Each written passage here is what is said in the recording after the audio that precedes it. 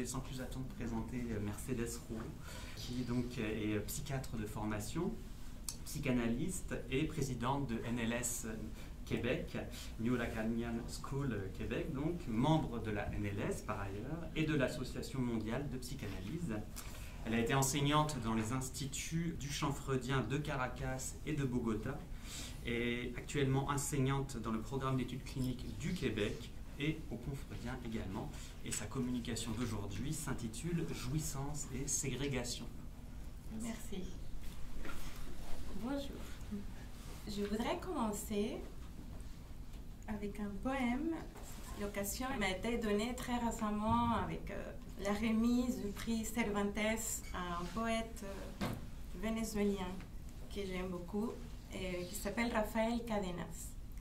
Je vais le lire en espagnol et je me suis permis de faire une traduction. No vives desde un nombre, ni con respuestas, ni en bando. Es exiguo el pedazo de tierra que has escogido para ti. Donc, en français, tu ne vis pas à partir d'un nom, ni avec des réponses, ni dans un camp. Il est exigu les morceaux de terre que tu t'es choisi. Rafael Cadenas. Je commence comme ça pour parler de la ségrégation. J'ai intitulé Jouissance et ségrégation ma communication, trouvant que le phénomène de la ségrégation est une des formes du malaise dans la civilisation qui porte la haine comme noyau. Elle est l'expression dans les liens sociaux du rejet d'une jouissance mauvaise car inconnue, étrangère à soi-même et menaçante. Sur la jouissance. Comme Lacan l'a développé au début de son enseignement, en prenant appui sur les travaux de la linguistique, un signifiant tout seul ne veut rien dire. Le signifiant ne peut prendre signification que s'il y a un autre signifiant. C'est la valeur différentielle du signifiant qui est donc ségrégative par essence. Toutefois, si le langage et les discours ont un effet structurel de ségrégation, l'expression hostile que cette dernière a dans les groupes humains s'enracine aussi dans le corps.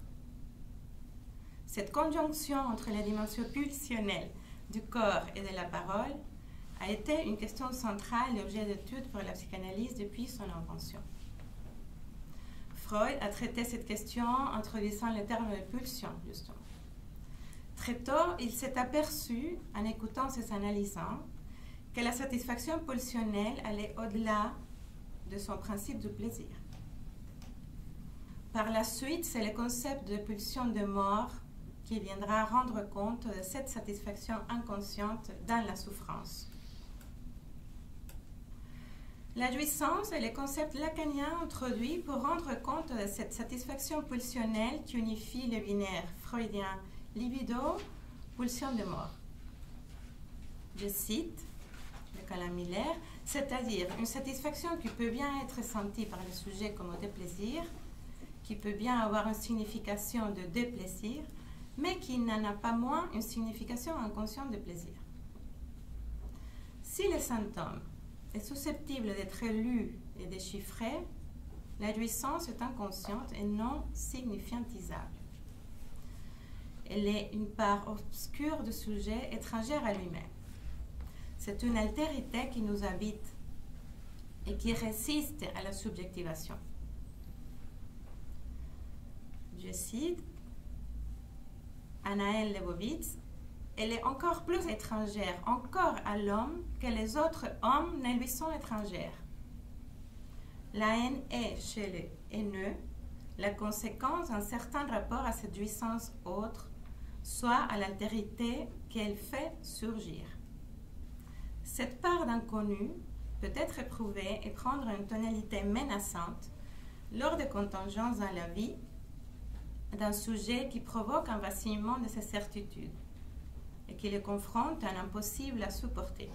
L'incertitude, la faille, se sentir sans recours sont vécus comme une intrusion qui provoque un rejet haineux de ce qui est à la fois intime et étranger. Ce qui est en jeu, c'est le rapport de soi à l'altérité qui habite chacun. La logique qui sous-tend les liens sociaux. Ainsi que le commente Éric Laurent dans son article « Le racisme 2.0 », il y a une différence entre Freud et Lacan en ce qui concerne la manière d'ordonner la jouissance et de fonder les liens sociaux.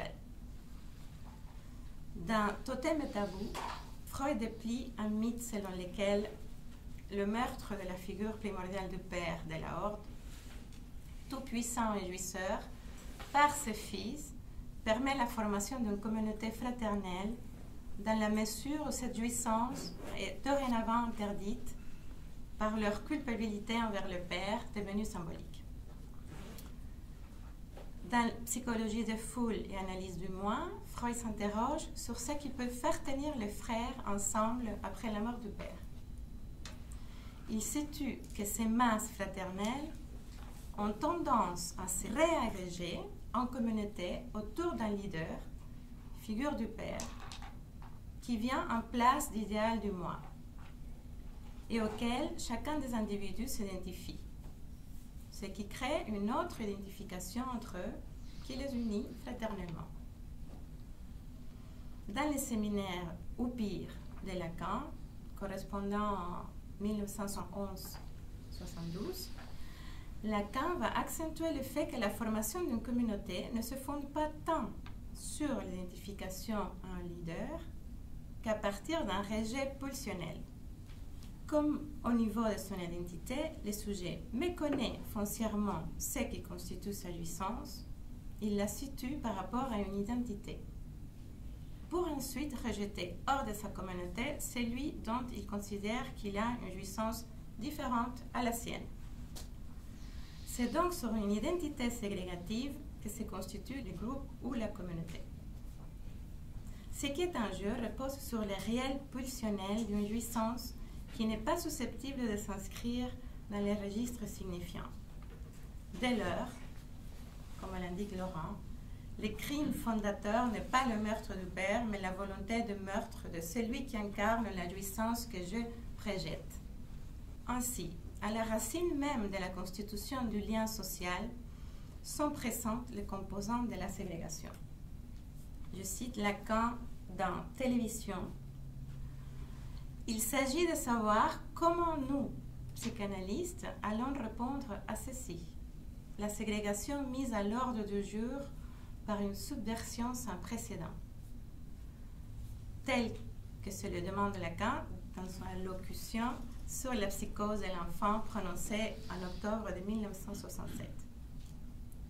La fermeture au désir de savoir et le refus de la question du désir de l'autre et de la présence inquiétante d'une jouissance nourrissent le phénomène de ségrégation. Néanmoins, haïr n'est pas la seule option. Vouloir savoir, s'arracher, faire place à l'altérité et à l'inconfort seraient des choix éthiques pour les contrer. Face à la ségrégation, la psychanalyse ne promet donc pas un lien social identificatoire.